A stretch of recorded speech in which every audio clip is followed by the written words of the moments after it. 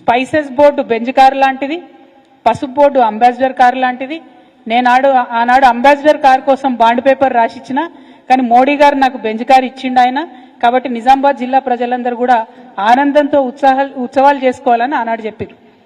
మరి అలా పసుపు బోర్డు ఎందుకు ఇచ్చినట్టు? ఒకవేళ ఆల్రెడీ బెంజ్ కారు ఉంటే మళ్ళీ అంబాసిడర్ కారు ఎందుకు ఇచ్చినట్టు? అంటే ఈ వైరుధ్యం ఏంది? మీరు మాట్లాడే మాటలలో అన్ని వీడియో రికార్డ్స్ ఉన్నాయి. ఇవాళ రేపు నేను మాట్లాడలే మీరు తొండి అంటున్నారని కూడా లేదు. ఆయన ట్విట్టర్లోనే ఆయన ఫేస్బుక్లోనే మొత్తం అన్ని వీడియోస్ కూడా ఉన్నాయి.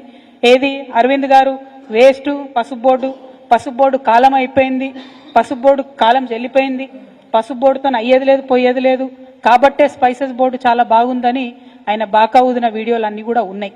మరి దాన్ని ఏమంటారు అన్నటువంటిది ఇవాళ బీజేపీ పార్టీ చెప్పాలి.